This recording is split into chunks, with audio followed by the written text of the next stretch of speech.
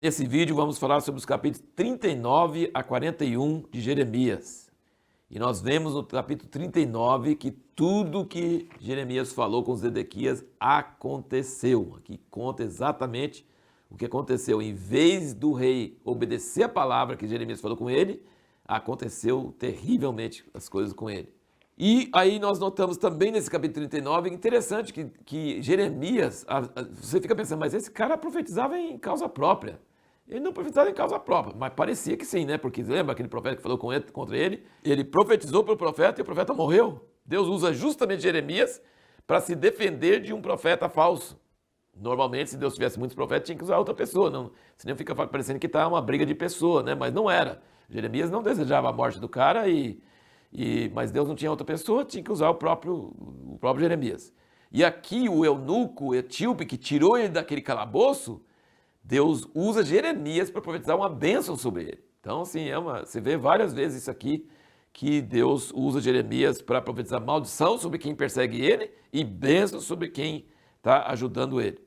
E veja no capítulo 40, no versículo 1 aqui, ó, a palavra que veio a Jeremias da parte do Senhor, depois Nebuzaradão, capitão da guarda, o deixara ir de Ramá, quando o havia tomado, estando ele atado com cadeias, no meio de todos do cativeiro de Jerusalém e de Judá, que estavam sendo levados cativos para a Babilônia. Olha, presta atenção, ele está lá preso, amarrado com cadeia no meio de todos eles. Aí o capitão, versículo 2, o capitão da guarda levou Jeremias e lhe disse: o Senhor teu Deus pronunciou este mal contra este lugar. E o Senhor o trouxe e fez como havia dito, porque pecaste com o Senhor e não obedeceste a sua voz. Portanto, vos sucedeu tudo isso. Você vê aqui que o rei Nabucodonosor e o próprio capitão da guarda sabiam das profecias de Jeremias. E aí ele diz, no versículo 4, agora, pois, eis que te solto hoje das cadeias que estão sobre as tuas mãos.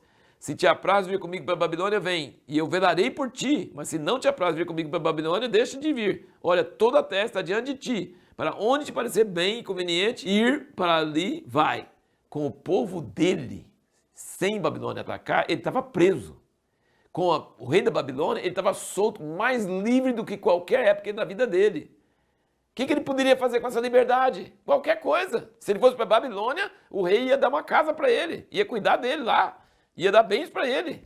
Porque ele estava aconselhando o rei de Zedequias não rebelar contra a Babilônia, mas se entregar, a se submeter, que Deus estava com o rei. Então o rei ia abençoar ele. Não, ele não foi lá. Por que ele foi para o Egito? Ele ficou junto com o pessoal. Aí eu quero lembrar você do capítulo 24 de Jeremias. Ele tinha uma visão de um cesto de figos muito bons e um cesto de figos muito ruins. E o cesto de figos bons é os que iam cativo para a Babilônia. E o cesto de figos ruins é os que ficaram na terra.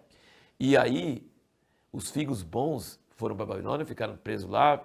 Jeremias falou para eles plantar, fazer plantação, construir casa, ter família, ter filhos, porque Deus ia abençoar, eles iam orar pela paz de Babilônia e depois eles iam voltar de lá. Então Deus ia preservar um remanescente daquele pessoal que foi para a Babilônia. Mas o pessoal que ficou na terra ia ser os figos ruins, que iam ser a maldição.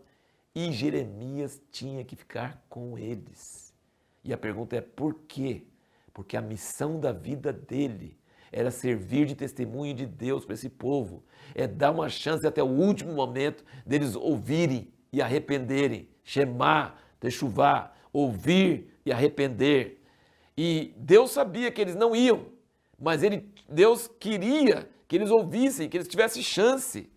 Então, assim, Deus sabe antes das coisas acontecerem o que vai acontecer. Mas aquilo que vai acontecer não tem que acontecer. Pode ser mudado. Se o homem arrepender, pode mudar, mas não mudou. E Jeremias teve que sofrer com o povo desobediente, rebelde até o último momento, porque essa era a missão da vida dele. Um exemplo disso é um homem de Deus chinês, Watchman Nee, escreveu A Vida Cristã Normal e vários livros, o Ministério da Palavra de Deus, é um homem tremendo de Deus. Os comunistas, ele podia ter fugido da China comunista, mas ele não fugiu, ele ficou preso anos a fio, traduzindo livro de química do inglês para o chinês, e aparentemente é um desperdício. Ele podia ter fugido, mas ele não sentiu que Deus deixava ele fugir. Outro exemplo, e justamente na época que ele estava preso, é que os livros dele, inclusive um livro que nem foi escrito na época dele, foi pegado das notações, espalharam pelo mundo inteiro. O Watchman Nee se tornou um nome conhecido de todo mundo, mas ele não sabia. Ele estava lá anos a fio, acho que mais de 20 anos, preso, morreu depois de ser solto, pouco tempo depois. Aparentemente uma vida desperdiçada, mas ele cumpriu a missão que Deus tinha para ele. Enquanto ele estava preso, os livros dele foram divulgados, porque o Espírito Santo faz essas coisas acontecer. E o apóstolo Paulo, todo mundo falou para ele não descer para Jerusalém, porque ia ser preso e mandado para Roma. Ele falou assim, eu vou descer, eu tenho que ir, eu estou constrangido. Então quando você tem uma missão, não adianta ter liberdade, todo mundo deixar e considerar, procurar seu próprio interesse. Você tem uma missão, você tem que cumprir a missão. E por isso que Jeremias cumpriu a missão dele, ele tinha que ficar junto com os figos ruins mesmo, infelizmente. Tinha gente vindo, voltando, sabe? Os dispersos estavam voltando, porque o rei da Babilônia tirou todo mundo que era rico, tirou todos os reis, queimou as casas, queimou o templo, acabou tudo, mas deixou, e aí ficou a terra toda aberta, e tinha frutas, e tinha terreno para plantar, e tinha um monte de coisa, e deixou Gedalias como responsável. E aí alguém avisou Gedalias, vem alguém aí que está querendo te matar, e ele não acreditou. E os caras comeram com ele, aqui fala no 41, sentaram para comer com ele e depois mataram ele. Isso é a maior quebra de aliança que pode ter, você comer com uma pessoa e depois matar ele.